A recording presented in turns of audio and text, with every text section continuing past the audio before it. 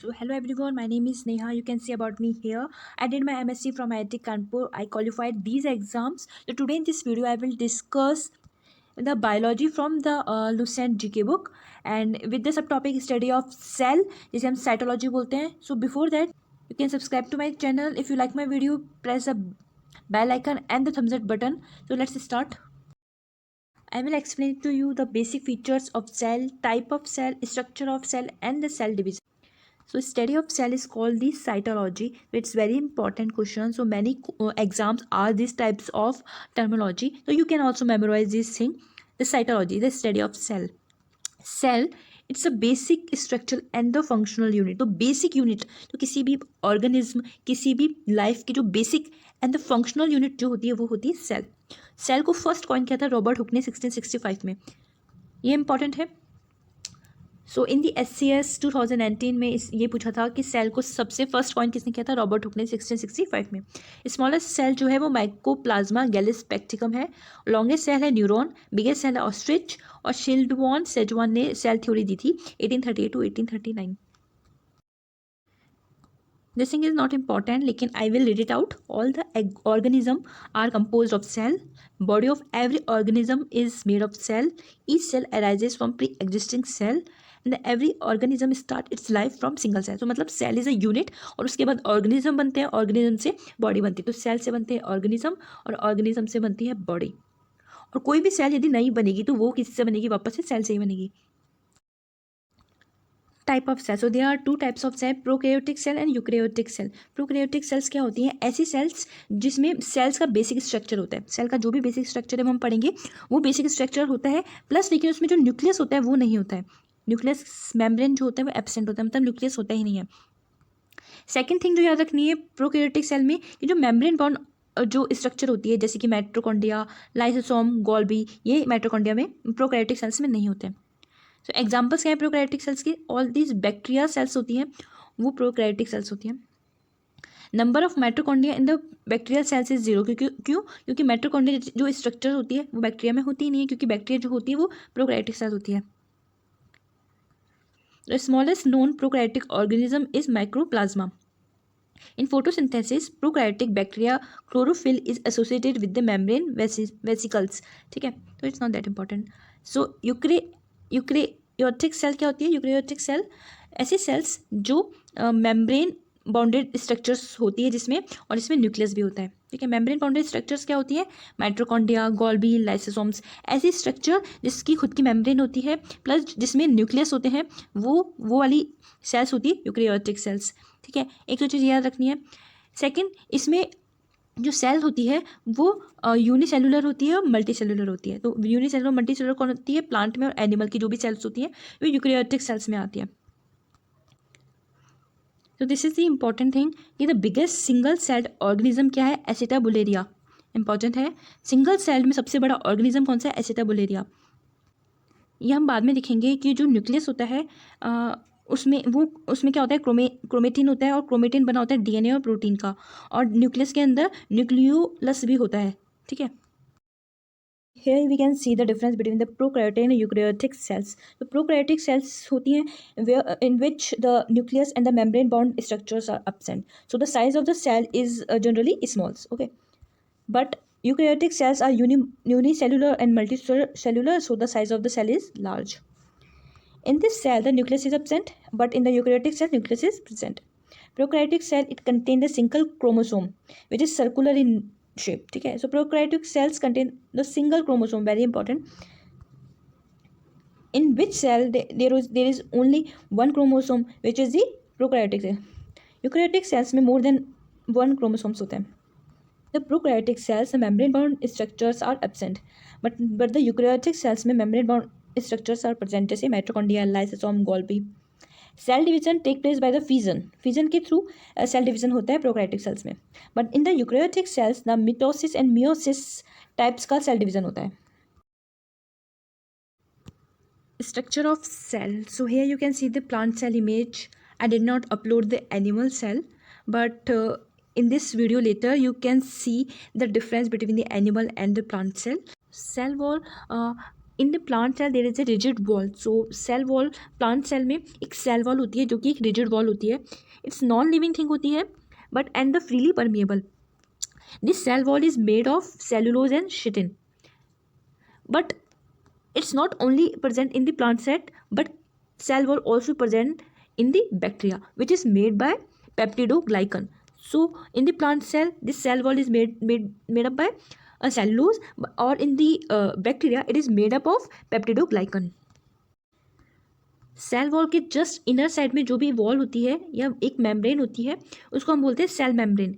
Cell membrane को हम plasma membrane भी बोलते हैं, also known as the plasma membrane. क्योंकि एनिमल सेल में क्या होता है, सेल वॉल नहीं होती है, क्योंकि सेल वॉल सिर्फ बैक्टीरिया प्लांट सेल में होती है. एनिमल सेल में सेल वॉल नहीं होती है, इसलिए जो एनिमल सेल की जो आउटर कवरिंग होती है वो किसकी होती है, सेल मेम्ब्रेन की. तो सेल मेम्ब्रेन से ही एनिमल सेल बना होता है, जबकि जो प्लांट सेल होता है उसमें सेल मेम्ब्रेन के बाद सेल वॉल होती है. ओके, हम सेल वॉल की बात करते हैं तो ये क्या होती है, डबल लेयर्ड होती है, परमिएबल मेम्ब्रेन होती है और ये फास्फोलिपिड मॉलिक्यूल की बनी होती है. The function of cell membrane is the regulate the movement of molecule inside and outside of the cell. So easily तो नहीं रह सकता, बल्कि ये रेगुलेट करता है कि कौन से मॉलिक्यूल सेल के अंदर जाएंगे और कौन से मॉलिक्यूल सेल के अंदर नहीं जाएंगे.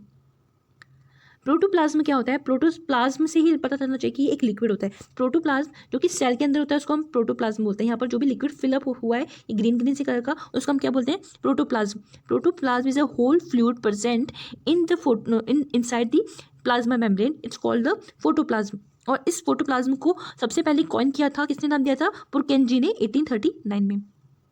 This photoplasm is made up of water, ion, salt, organic molecules. So there is two types of protoplasm. One is cytoplasm and second is a nucleoplasm. You can also figure it out from the name that nucleoplasm is a fluid found inside the nucleus membrane. But if the fluid is present outside the nuclear membrane, then it's called the cytoplasm. So here this type of fluid is called the cytoplasm. और जो nucleus के अंदर जो fluid होता है उसको हम बोलते हैं nucleoplasm. Okay.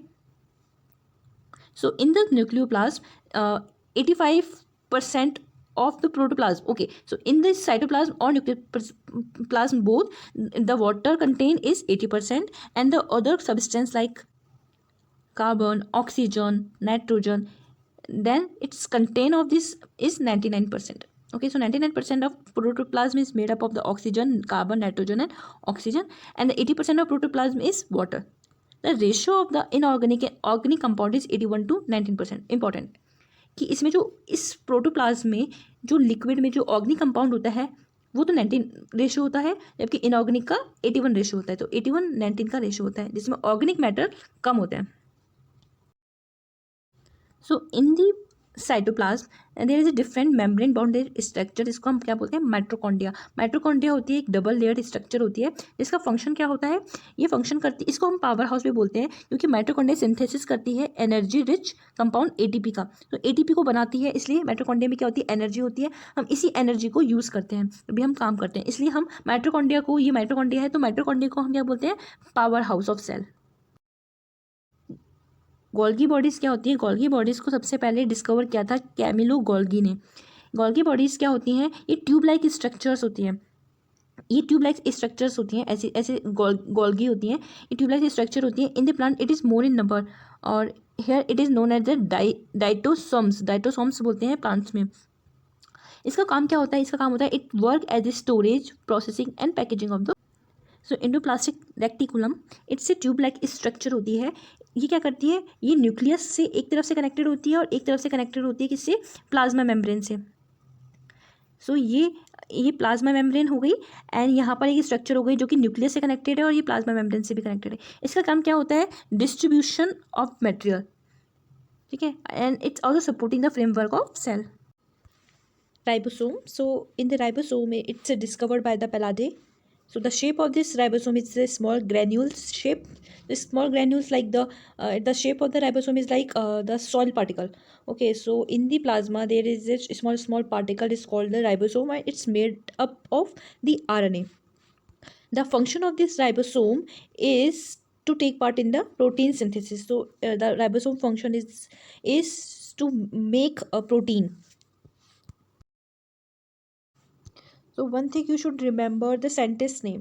तो किसने डिस्कवर किया, किसने कॉइन किया, किसने सबसे पहले नेम दिए, ये सब आपको उन साइंटिस्ट के नेम याद रखने हैं, क्योंकि क्वेश्चन इसी तरह से आते हैं एग्जाम में। तो इन द लाइसोसोम, तो lysosome is discovered by the de Duve, which is sac like structure bounded by the single membrane. The function क्या होता है, the enzyme present in the lysosome में digest the entire cell, so it's called the suicidal bag of the cell. तो यदि cell की death होनी होती है तो वो कहाँ होती है, लाइसोसोम में, क्योंकि लाइसोसोम में जो एंजाइम होता है वो सेल को पूरी तरह से डाइजेस्ट कर लेता है। But this lysosome is not found in the red blood corpuscles of the mammal of mammals. इन टाइप्स के मैमल्स में जिनमें रेड ब्लड सेल्स होती हैं उनमें लाइसोसोम्स नहीं होते हैं। So plastids only found in the plant cell. So it's a three types of plastid: chloroplastid, chromoplastid और leucoplastid. So chloroplasts क्या होते हैं, क्लोरोप्लास्ट की स्ट्रक्चर है, so it's a green pigment found in the green plant. तो green plant में जो green colour होता है वो क्लोरोप्लास्ट की वजह से होता है। सो ठीक है, सो क्या करती है ये chloroplast, it's a help and it involve in the photosynthesis. So it's also called the kitchen of the cell, because कि क्लोरोप्लास्ट की वजह से क्या होता है कि जो सन से जो हम खाना बनाते हैं फोटोसिंथेसिस के थ्रू, उसमें क्लोरोप्लास्ट इन्वॉल्व होता है, इसलिए इसको हम किचन ऑफ द सेल भी बोलते हैं। क्लोरोप्लास्ट में क्या होती है, दो तरह की स्ट्रक्चर होती है, ग्राना एंड स्ट्रोमा। जो स्ट्रोमा होता है वो तो एक लिक्विड होता है, ठीक है, जैसे आपको दिख रहा है ये जो चीज़ होती है वो ग्राना होती है, ठीक है। So grana are made up of membrane bounded sac like structure. Sac like मतलब सिलेंड्रिकल शेप्स होती है, सेक लाइक स्ट्रक्चर होती है।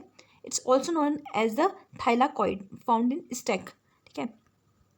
इट कंटेन क्लोरोफिल मॉलिक्यूल्स, ठीक है। सो ग्राना क्या होती है, ग्राना एक सेक लाइक स्ट्रक्चर होती है जो कि थाइलाकॉइड से मिलकर बनी होती है। बट जो स्ट्रोमा जो होती है वो एक लिक्विड होती है। Stroma is a matrix present inside the chloroplast. Matrix मतलब लिक्विड, तो एक मैट्रिक्स होती है स्ट्रोमा। ग्राना और स्ट्रोमा इन दो से क्या क्लोरोप्लास्ट मिलकर फॉर्म होता है, ठीक है। और ये जो बिस्किट टाइप्स के आपको दिख रहे हैं ये क्या होते हैं, थाइलाकॉइड। सो ग्रेनम या grana is compose of 20 to 50% thylakoid. क्या होता है क्लोरोप्लास्ट का काम, chloroplast give the green colour to the plant and also take part in the photosynthesis. तो इंपॉर्टेंट है क्योंकि एक ग्रीन कलर प्लांट में ग्रीन कलर देता है प्लांट को, प्लस ये फोटोसिंथेसिस में भी पार्ट लेता है, इसलिए इसको क्या बोलते हैं, किचन ऑफ सेल। सेकेंड है क्रोमोप्लास्ट। तो क्रोमोप्लास्ट क्या होता है, it provide the various colour to the plant. यदि फ्लावर में जो कलर है वो क्रोमोप्लास्ट की वजह से होता है, या फिर जो टमाटो होता है उसमें रेड कलर किसकी वजह से होता है, लाइकोपीन की वजह से।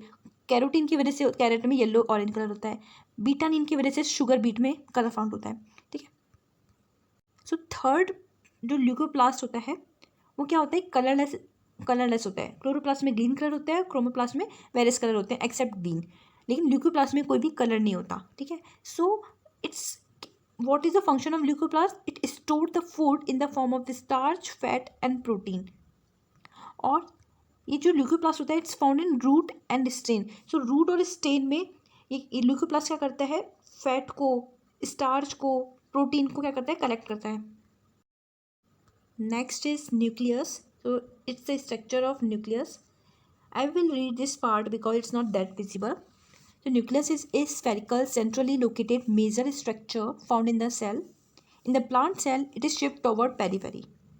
It is bounded by double-layered nuclear membrane having pore.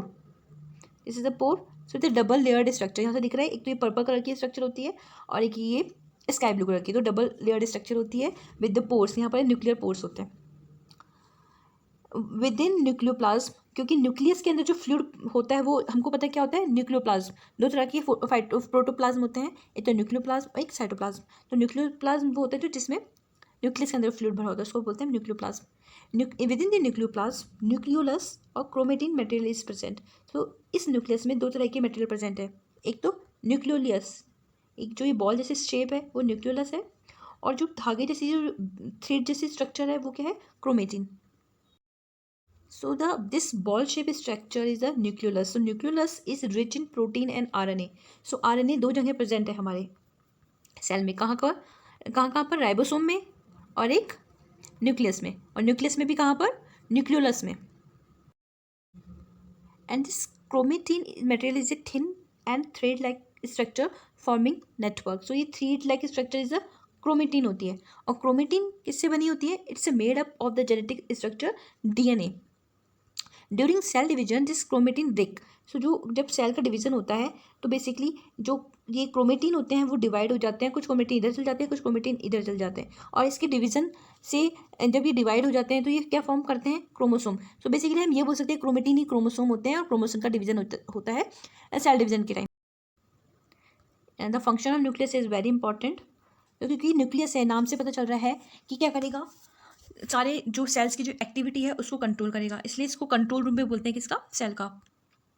Chromatin क्या करते हैं, क्रोमेटिन बना होता है किसका, डीएनए से।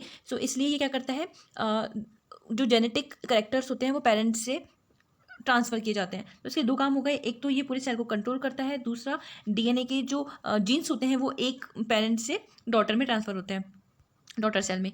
और माइट्रोकॉन्ड्रिया इज मतलब DNA is also present, DNA एक तो यहाँ पर प्रेजेंट होता है न्यूक्लियस में, और डीएनए कहाँ प्रेजेंट होता है, माइट्रोकॉन्ड्रिया में और क्लोरोप्लास्ट में। Mitochondria also produce their own protein. The movement of the substance against diffusion gradient with the use of energy from respiration through cell membrane is called the active transport. So here we can see the difference between the plant cell and the animal cell.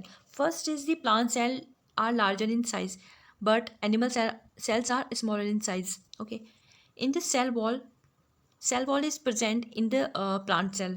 Okay, but the cell wall is absent in animal cell. Plastid जैसे chloroplast, chromoplast, leucoplast जो कि stem cells, stem में और नीचे होते हैं root में, वो होते हैं क्या, प्लास्टिड, जो कि सिर्फ प्लांट सेल में प्रेजेंट होते हैं, जबकि एनिमल सेल में प्लास्टिड नहीं होते हैं। सेंट्रोसोम क्या होते हैं, सेंट्रोसोम जो होते हैं वो प्लांट सेल में प्रेजेंट नहीं होते हैं, लेकिन सेंट्रोसोम जो होते हैं एनिमल सेल में प्रेजेंट होते हैं, और इसका क्या फंक्शन होता है, ये सेल डिवीजन में इनिशिएट करते हैं।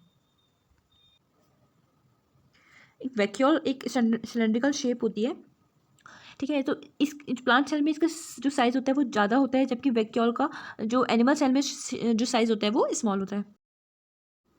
As you already know that in the nuclear there is a ball like structure is called the nucleolus, and the thread like structure is called the chromatin, and it's also called the chromosome.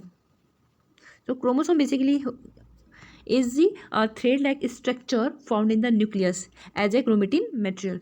It is visible during the cell division.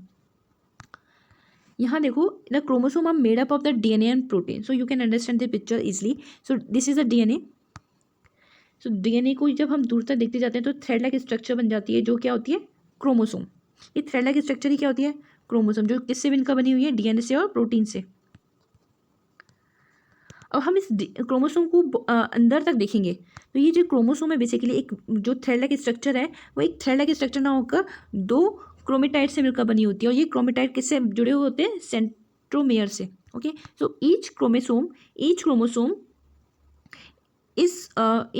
Is made up of 2 chromatid. So 2 chromatid है और is join together at A point centromere से जुड़े होते हैं.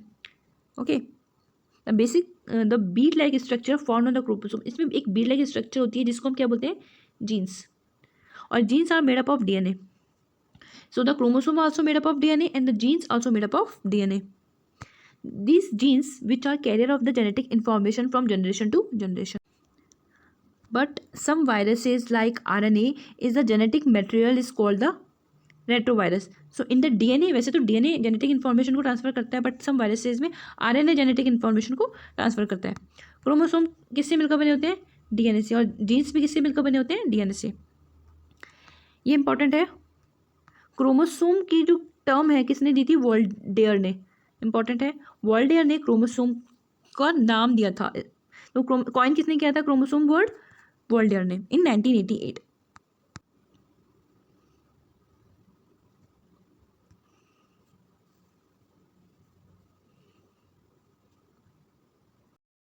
So chromosome, so there are number of chromosome in the different organism. Like humans में 46 होता है, chimpanzees में 48 होता है, सबसे कम होता है एस्केरीज में, और सबसे ज़्यादा किस में होता है, पीजन में. क्रोमोसोम सबसे ज़्यादा पीजन्स में होते हैं और सबसे कम होता है एस्केरीज में. ह्यूमंस में कितना होता है, 46. Now I will talk about the nucleic acids. There are 2 types of nucleic acid, DNA and the RNA. So I will discuss about the nucleic acid. There are 2 types of nucleic acid, deoxyribose nucleic acid and the ribose nucleic acid, जिसे हम बोलते हैं RNA.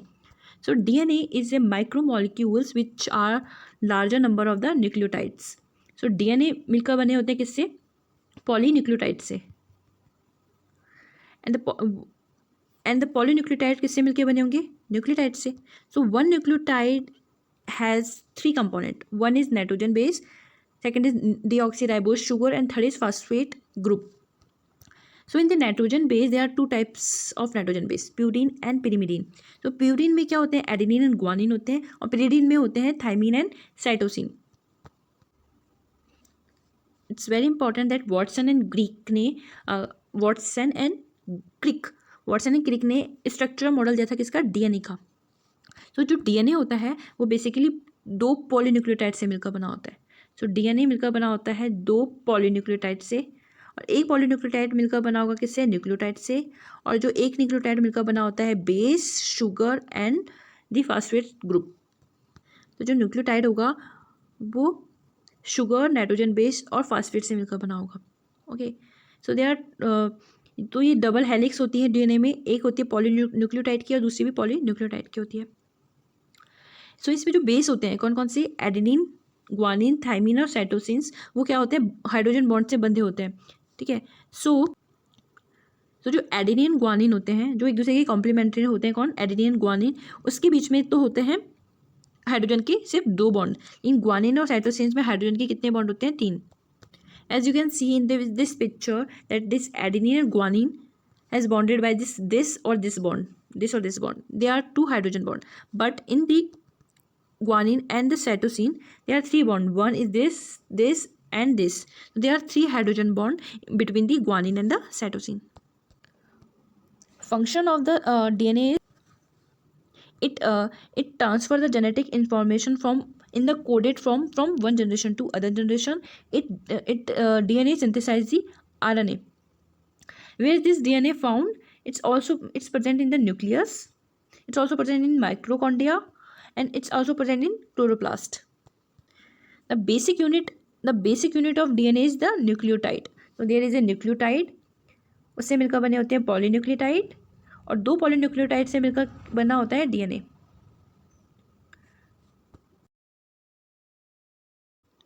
So gene is a hereditary unit which is made up of a special segment of DNA found in the chromosome. So chromosome जो thread like structures होती है वो DNA से मिलकर बनी होती है, और chromosome में जो particles होते हैं डॉट डॉट डॉट ये भी DNA से मिलकर बने होते हैं.